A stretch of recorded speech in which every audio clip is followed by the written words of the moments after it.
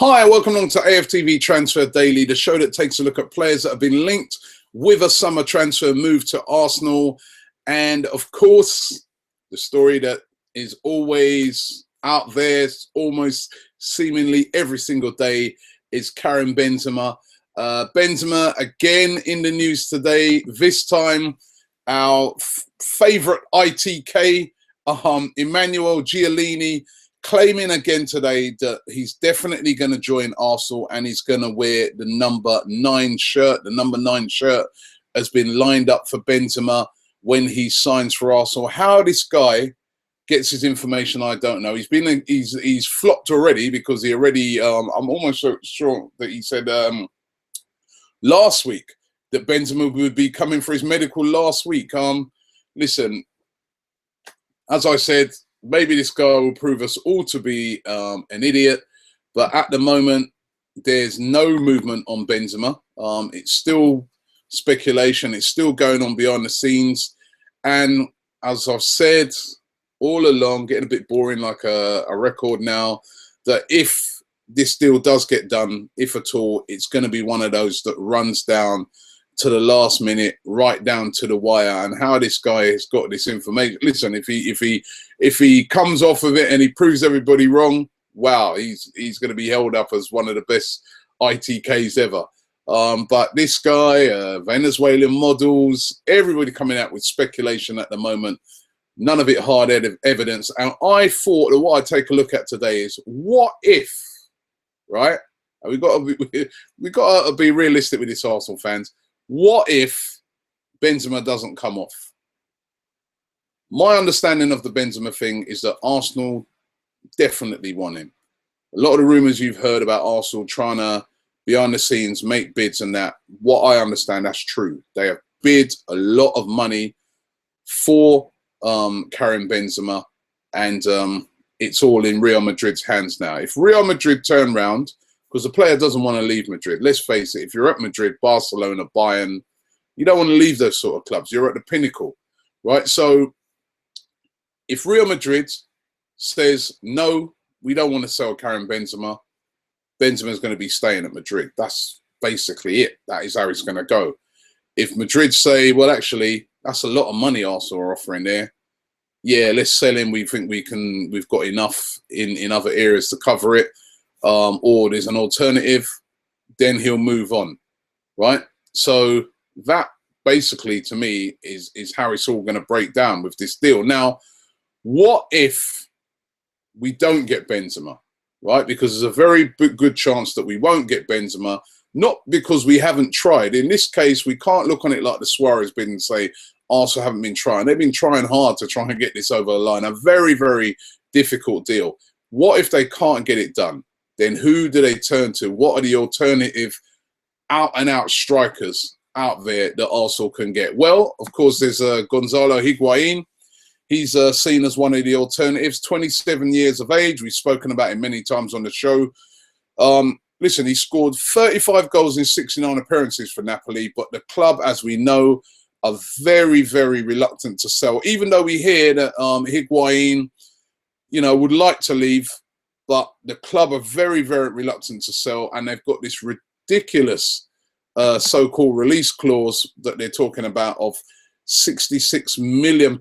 Now, there's no way any club, not even Real Madrid and Barcelona, would pay that sort of money for Gonzalo Higuain, because quite simply, he's not worth it. He's not worth nowhere near that. He's probably worth about 30 to 35 million in the current market.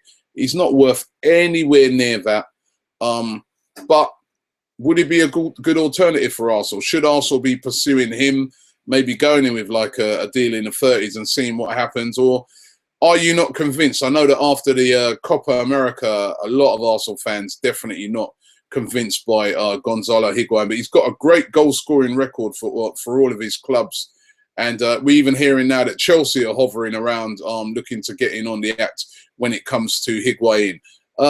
Other striker out there is Cavani. Edison Cavani, yet again, we've spoken about him many times.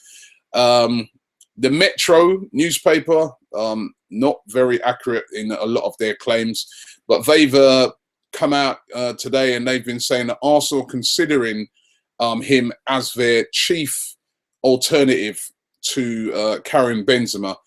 £35.5 million, we're being told that Arsenal may be willing to bid to try and get Edison Cavani. Now, again, I don't see this one. For starters, for me, Cavani, I haven't seen a good performance, you know, consistently from Cavani for quite a long time. Now, I know he's been in the shadow of Ibrahimovic, but I just haven't seen it from Cavani for so long. PSG, are they going to sell him? I mean, he is one of the top line strikers. There's not many of them around. And Ibrahimovic is going to be leaving next season. It's going to be this last year of his contract for Ibrahimovic. So surely they're grooming Cavani to take over the mantle from him. Also, the other thing that you've got to consider with this guy is that he's currently 28 years of age. But in February of next year, he's going to be 29. Now, that's a lot of money to be paying for a striker of that age. You know what it's like. Injuries start to kick in. He's getting older. He's knocking on. We can only just see, you know, look at Robin van Persie, how quickly he sort of deteriorated at Manchester United once he sort of hit his 30s. So lots of factors that kind of count against that one. But Metro saying that that's the alternative. Then there's other alternatives like Saga Berahino. Not world-class by any stretch of the imagination. An up-and-coming player. West Bromwich Albion, of course. He's only 22, though. He's very quick. Got an eye for goal. Had a good goal-scoring record last year. But is he any better than what we've got? I mean, he's been very heavily linked at the moment to Spurs. But I'm sure that if Arsenal came in and said to him, listen, we want you as well, match whatever Spurs were going in for, I'm sure he'd run to Arsenal, you know, Champions League football and all that. But Berahino, does that get you excited? You know, I mean, he's one of the strikers that are doable, but does that get you excited that Saga Berahino is playing up front for Arsenal? Is that any better than what we've already got? And then there's another player that's been suggested by quite a few Arsenal fans, actually, in my timeline, and that's Charlie Austin from Queen's Park Rangers. Again, Charlie Austin. Sorry, I mean, good striker. Scored yesterday in the 2-2 draw for Queen's Park Rangers against Cardiff. Scored 18 times for Queen's Park Rangers last season. But are you going to tell me that Charlie Austin is any better than Giroud? I mean, Giroud missed, remember, months and months of the season last year, and he still scored the same sort of amount of goals as Austin. Could you see Charlie Austin playing in the Champions League? I can't. I mean, or is it a fact that sometimes you've got to, how do we know until we give a player a chance? But Charlie Austin, you know, he knows the Premier League, got a good goal scoring record, wouldn't cost so much money in the grand scheme of things, would be under £15 million. But Charlie Austin at Arsenal, I'm not having it. I'm just not buying it. But he is one of the alternatives out there as an out-and-out striker. Or what if you get somebody like a Julian Draxler, who is a top young player, very young player, 20 years of age, and you convert him into a striker. He's got the sort of attributes. He's very skillful, good on the ball, direct. He's a decent finisher at the moment. Could this be a guy that you could do an Henry with, where you move him from out on the flanks and push him through the middle? He's got the quality. He's got the pedigree. Could this be, you know, a signing that Arsenal could make and groom to go into that position? And he'd only cost about, what, 20 million or under 25 million. And surely for a player of that age and that quality and the way he's so well thought of, he's going to be a future regular in the German team. Wouldn't that be a good bid? Not an out-and-out striker, though. Not an out-and-out striker, as we know. As I said, it would have to be one of those where we'd have to convert him into the middle, and we all want a ready-made striker that can go into that position. Or is the only alternative that we simply stick to what we've got? I mean, you look at, as I said, you look at all of those strikers there, Higuain, difficult to do. Very, very difficult to do. Cavani, very, very difficult to do. Charlie Austin, nah, not what we need. And Sado Berahino, again, not what we need. Not as good as what we've got in my what I'm thinking. So do we just stick to what we got? We got Giroud. Okay, been misfiring at the start of this season for definite. Alexis Sanchez will get you loads and loads of goals. We know he got over 20 last year. A fit Theo Walcott could get you 15 to 20. A fit Danny Welbeck could get you 15 to 20. A fit Danny Welbeck. He's not even fit at the moment. It's tough. It is really, really tough. I mean, I was looking at this all yesterday, trying to come up with lots of alternatives, and I found it very, very difficult to see who those alternatives are going to be if we don't get Benzema. And I don't know what you guys think. And actually, that's what I'm challenging you to do in the comments below. I want you to give me alternatives, not including the ones that I've named. So not Higuain, not Cavani, not Charlie Austin, Berahino, not Lewandowski. I want you to give me some alternatives that you think are doable. You know what? I was looking when I was doing a rundown of it. I had a look at what was considered to be the top 10 out-and-out strikers last season. All right, and this was the order of the top 10. Based on goals, performances, everything like that. Top 10 strikers in Europe last season were Suarez was number 1, Aguero was number 2. Benzema, number 3, so you can see why Arsenal are interested in getting him. Diego Costa was number 4 at Chelsea. Ibrahimovic, 5. Lewandowski was 6. Carlos Tevez, who of course moved on now to Boca Juniors, was 7. Lacazette, who we were interested in but has now decided to stay at Lyon, he was at number 8. Antoine Griezmann, who's at Atletico Madrid, who we understand that they've just put a new release clause into his contract that means that it's over 50 million you'll have to pay to get him. He's at number 9, and Cavani at number 10. And what you notice with that top 10, take out Tevez, as I said, he's moved on, is that there's a lot of players there that would be so difficult to get. I think the only one in there that was doable was probably Lacazette, and he decided to stay. But all the rest of them, they're not going to be leaving those clubs. So what are the alternatives? You're going to have to probably go down the pecking order. You're probably going to have to try and find somebody who's not got that top rank rating at the moment, but maybe you think you can develop. Hence why Arsenal were looking at Aubameyang at Dortmund, but again, he's decided to stay. So it's really, really tough at the moment to find that real top line striker. Let's get into your comments from yesterday. Yeah, B says Rabiot is a Wenger type of signing. Would be good. Left-footed too. Has played some games at left back, and that is one of our weakest areas. I don't think so. We got Gibbs and Monreal there. We're not weak at left back. He must mean left wing. And he said he think he'd be a great backup or next to Coquelin in some games. Stephen Angelet, he said, Robbie, I think Benzema isn't what we need. Without Ronaldo and the Real Madrid side, he's nothing. I think we need a good finisher from a smaller club. And he names there Icardi, so that's good. I want to get these alternatives in. Let me see what else we've got here. And keep those comments coming in. We get so many for each show. It's unbelievable.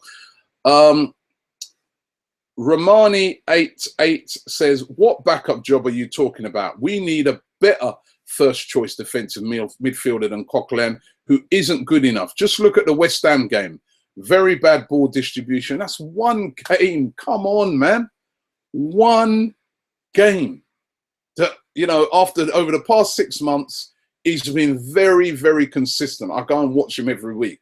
The guy's been excellent. He had one bad game. You can't just write off players after one bad game. What do? We go out there and we buy, I don't know, the best defensive midfielder around, Javier Martinez or somebody like that, Busquets. They come in, they have 2 bad games, and we get rid of them. Come on, you have to have a bit more patience. Do we get rid of Czech after the first game? We have to have a bit of patience. It happens. Not every, they're human beings. They do have bad games. It is about being consistent. Alam says, I failed at maths at school, but we had £200 million to spend. We got checked for 10 million. Now we only have 60 million left. Let's bring in the auditors. And I think he's commenting on what I said yesterday, that Tim Payton was saying that probably we've got about 60 million to spend. Listen, £200 million was what Lord Harry said is available. But out of that £200 million, you've got to pay players' wages. You've got to pay for the upkeep of the stadium. There's a lot of things that have got to come out of that. So what Tim, and you're going to see that video, it's going to come out next week. What Tim was saying is that taking out all those things, he thinks realistically it's probably about £60 million to spend on transfers. That's still a lot of money. Arsenal never used to spend that sort of money, remember. £60 million is still a lot of for Arsene Wenger to get business done. Ace Buddy Fly, very critical here. He says, come on, Robbie. What are you talking about the lack of players? Kondogbia, Schneiderlin, Vidal, Douglas Costa. How can we keep saying that they're not available? Every year, you say the same thing when it comes to us not signing anyone. Krishak is available. Lacazette is available. Wake up and start being more objective and critical of Arsene Wenger and Arsenal's transfer business. I'm very critical of Arsenal's transfer business. I'm the person who's always saying that I want Arsenal to be more aggressive in the transfer market, but also you've got to be realistic. You've got to be, listen, you can have as much money. You know what? I can see a car out there and think to myself, I love that car. That's the perfect car for me. It's excellent on fuel consumption. It's a great looking car. I just want that car, right? And I could go with loads of money and go to the owner of that car and said, I love your car, I want to buy it. And if he turns around to me and says, mate, it's not for sale. And if I say, well, you know what, I'll up the bid, I'll give you some more money. I said, mate, it's not for sale. Well, what do you want for it? I desperately want your car. Mate, I don't care how much money you're going to give me. It's not for sale. Simple. What do I do then? It's the same sometimes with footballers. Also, you know, players like Vidal, yes, they were available. But when you bring in Vidal into Arsenal, what do you do with, you know, already we're finding it difficult to accommodate all the midfielders we've got. If you bought in Vidal, then who do you get rid of? You've got to probably think about getting rid of a couple of players in that midfield area. That's a strong area that we've been doing well in. So, you know, and Vidal was not a holding midfielder. He's an attack. You've seen him even, I was watching him playing for Bayern the other day in a friendly. He's an attacking midfielder. So we've got to be realistic when it comes to transfers, not discounting the fact that we've got a lot of money to spend. But as I've kind of alluded to today, you look at the alternative striker-wise and you think to yourself, well, if we don't get Benzema, who else? Who else of the real top strikers can we get out there that's better than what we've got? Or is there a gem out there that, like when we signed Thierry Henry and when we've signed players like that have not quite at that time been on that radar that we go out there and get? When Liverpool signed Luis Suarez was not considered as a world-class striker.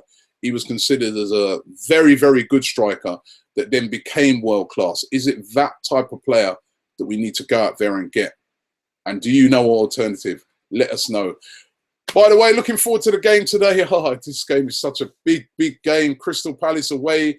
It's going to be so tough. As I wrap up this show, I'm going to be heading down there. I think we're going to do it, but it's going to be a really, really tough game. Crystal Palace are a very, very good side. Their crowd will be up for it. They'll be buzzing. This is a real big test for Arsenal. And if we don't get through this, I can only imagine the clamour for transfers there will be on Monday. Thanks for watching the show. We'll be back around about the same time tomorrow. Thank you.